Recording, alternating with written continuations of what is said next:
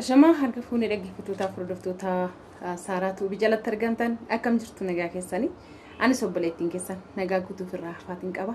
akkuma kana jechuudha firoottan koo gaaddanyoo koo wartaatan hundumti keessanuu nagaan irraa hafaan na bukkee jiru kun maqaa Yesuusin akkasin bira jiraatuuf abdiifamantiin qaba akkam jirtu nagaa keessanii ani gaa kunoo kanattiin waaqayyoo natti babbareechee ayyaana sanarra kaa'ee fandishaana godhe haleluuyaa Yesuus geetaana kunoo akka kanattiin jechuudha alhamdulillah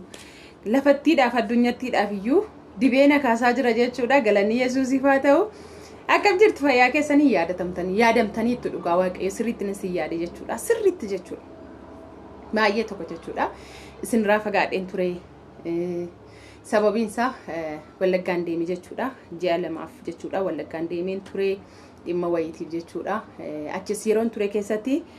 neetworkiin hin hojjetu numa beektu jechuudha waa'ee wallaggaadha kanarraan kan ka'e jechuudha mul'achuullee hin dandeenye kunoo ammoo jaalala waaqayyoo ta'ee dheengaddas viidiyoo gabaabaa wayii isin hojjedheen ture jaalala waaqayyoo ta'e fedha waaqayyoo ta'e akka kanattiin fuula keessan duratti argameetiin jira galanni immoo maqaa isaatiif haa ta'u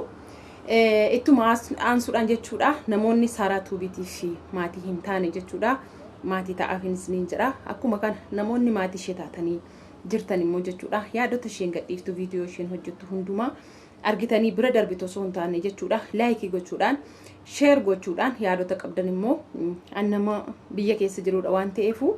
gaafina gaafachuu dandeessu biyya akkamii huneetaan biyyaa nuuroo wuddinnetiin minaaminni kun akkam jettanii gaafachuu dandeessu jechuudha anis immoo deebii isinii kennuu danda'a jechuudha koomentii keessan jalatti kanaafuu akkuma kana jechuudha hin darbinaanis niin jedha ittuma dabalata jechuudha namni biyya keessa jiru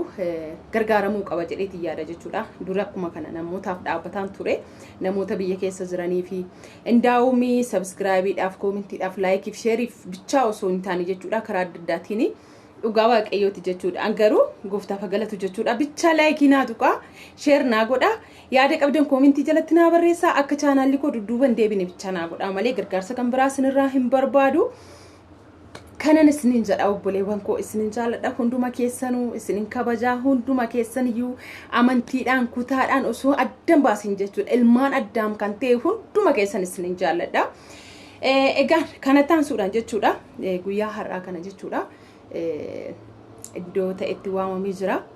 egaa jaalala waaqayyoo yoo ta'e jechuudha deemuudhaaf hin jira sa'aatii makanatti kanan qaxaramee jiru egaa jaalala waaqayyoo ta'e fedha waaqayyoo ta'eetiin barbaadame waan sammuu hin beeku jechuudha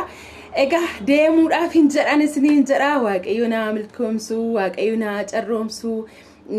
egaa waaqayyootu na barbaade I don't know waan waamameef hin beeku iddoon itti waamame sun immoo iddoo molfinaati iddoo kabajaati namni na waamillee jechuudha nama kabaja nama waaqayyoon sodaatu nama sodaa waaqayyoo keessa jiraatudha jechuudha waldaa kiristaanaatti waamamee jira jechuudha sa'aatii malee guyyaan har'aa guyyaa jimaataati jechuudha jimaata sa'aatii 10 irratti jechuudha akka waamametti jira jechuudha sagal irratti jechuudha deemaatiin jira egaa waan ta'ummoo walumaan ilaalla jaalala Kiristoos yoo ta'e walumaan ilaalla isiniin jedha kana taansuudhaan qaqqaaliiwwan koo gaggaariiwwan koo sagantaa koo asuma irratti dhaaba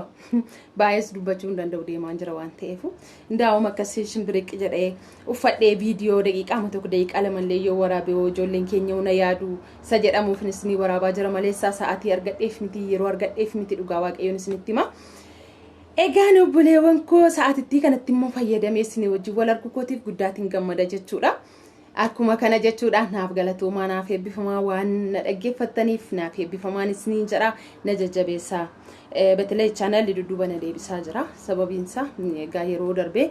ji'oota lamaaf irraa fagaadhee waanan tureef jechuudha chaanaalli koo lammanuyyuu dudduuba na deebisaa jira